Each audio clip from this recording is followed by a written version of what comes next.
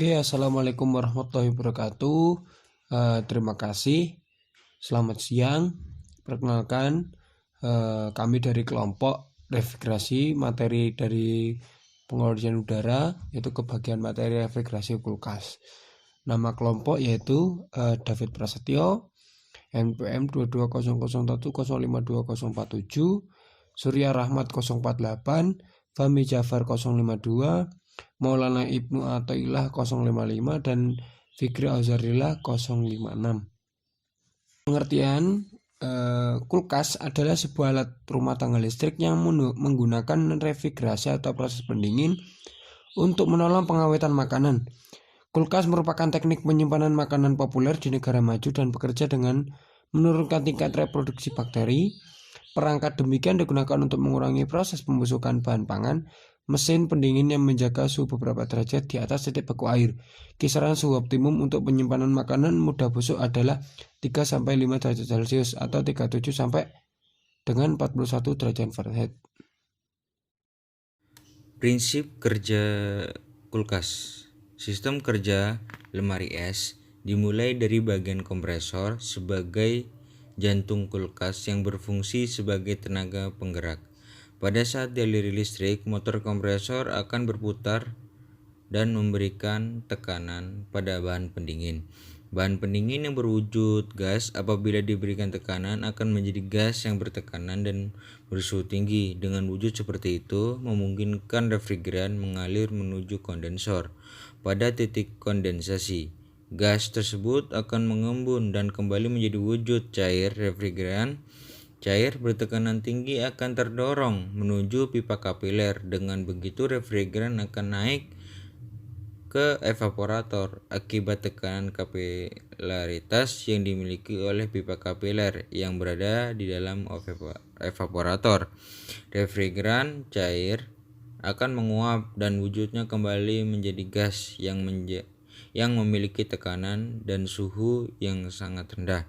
Akibatnya, udara yang terjebak di antara evaporator menjadi bersuhu rendah dan akhirnya terkondensasi menjadi wujud cair. Pada kondisi yang berulang memungkinkan udara tersebut membeku menjadi butiran-butiran es. Hal tersebut terjadi pada benda atau air yang sengaja diletakkan dalam evaporator.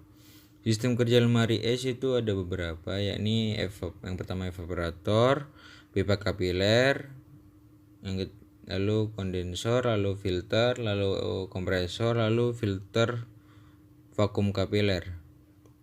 Lalu aliran refrigeran itu yang pertama dari kompresor menuju kondensor, lalu yang kedua dari kondensor, filter, dan pipa kapiler menuju evaporator. Yang ketiga dari evaporator menuju ke kompresor. Terima kasih. Ya, untuk bagian-bagian pada kulkas, yang pertama ada kompresor. Kompresor merupakan bagian terpenting di dalam kulkas. Apabila dianalogikan dengan tubuh manusia, kompresor sama dengan jantung yang berfungsi memompa darah ke seluruh tubuh. Begitu juga dengan kompresor. Kompresor berfungsi memompa bahan pendingin ke seluruh bagian kulkas. Yang kedua ada kondensor. Kondensor adalah alat penukar kalor untuk mengubah wujud gas bahan pendingin pada suhu dan tekanan tinggi menjadi wujud cair. Jenis kondensor yang banyak digunakan pada teknologi kulkas saat ini adalah kondensor dengan pendingin udara yang digunakan pada sistem refrigerasi kulkas kecil maupun sedang. Kondensor seperti ini memiliki bentuk yang sederhana dan tidak memerlukan perawatan khusus saat lemari es bekerja. Kondensor akan terasa hangat bila dipegang. Filter atau saringan berguna menyaring kotoran yang mungkin terbawa aliran bahan pendingin yang keluar setelah melakukan sirkulasi agar tidak masuk ke dalam kompresor dan pipa kapiler. Selain itu, bahan pendingin yang disalurkan pada proses berikutnya lebih bersih sehingga dapat menyerap kalor lebih maksimal. Terima kasih. Yang selanjutnya yaitu evaporator. Evaporator berfungsi menyerap panas dari benda yang dimasukkan ke dalam kulkas. Kemudian evaporator menguapkan bahan pendingin untuk melawan panas dan mendinginkannya. Sesuai fungsinya, evaporator adalah alat penguap bahan pendingin agar efektif dalam menyerap panas dan menguapkan bahan pendingin. Evaporator dibuat dari bahan logam anti karat, yaitu tembaga dan aluminium. Yang nomor 5, termostat. Termostat memiliki banyak sebutan, antara lain temperatur kontrol dan goal control. Apapun sebutannya, termostat berfungsi mengatur kerja kompresor secara otomatis berdasarkan batasan suhu pada setiap bagian kulkas. Bisa dikatakan, termostat adalah saklar otomatis berdasarkan pengaturan suhu. Jika suhu evaporator sesuai dengan pengatur suhu termostat, secara otomatis termostat akan memutuskan listrik ke kompresor. Yang keenam, heater. Hampir keseluruhan kulkas no frost dan sebagian kecil kulkas defrost dilengkapi dengan pemanas atau heater. Pemanas berfungsi mencairkan bunga es yang terdapat di evaporator. Selain itu, pemanas dapat mencegah terjadinya penimbunan bunga es pada bagian rak es dan rak penyimpanan buah di bawah rak es. Selanjutnya akan dilanjutkan oleh Ibnu atau Ilham. Baik, untuk selanjutnya yaitu penjelasan tentang fan motor. Fan motor dibagi menjadi dua, yaitu fan motor evaporator.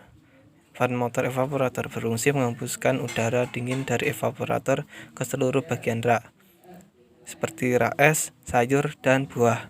Lalu yang kedua yaitu fan motor kondensor.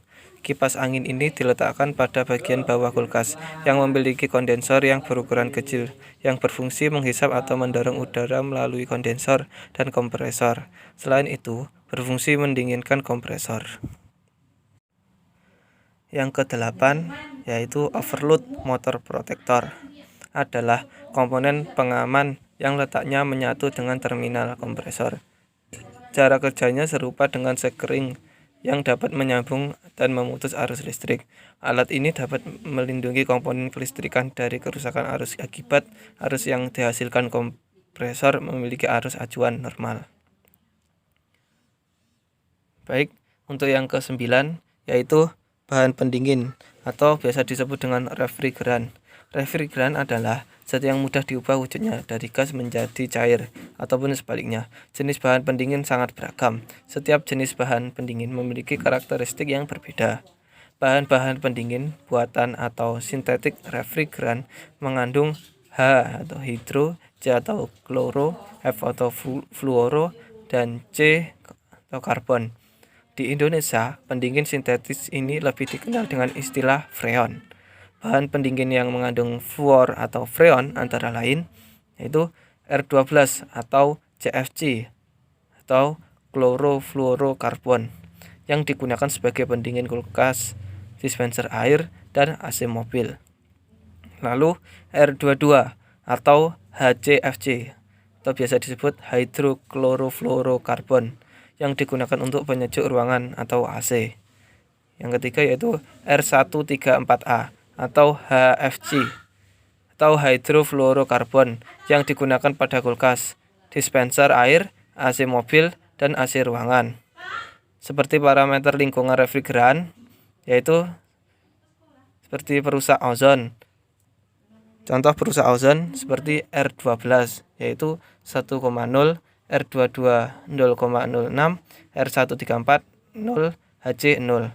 Lalu untuk parameter pemanasan global yaitu R12-nya 1500, R22-nya 510, R134 420, HC-nya 3. Lalu parameter umur atmosfer R12-nya 130, R22 15, R134-nya 16, HC-nya kurang dari 1. Baik, sekian dari saya. Sekian dari kelompok kami.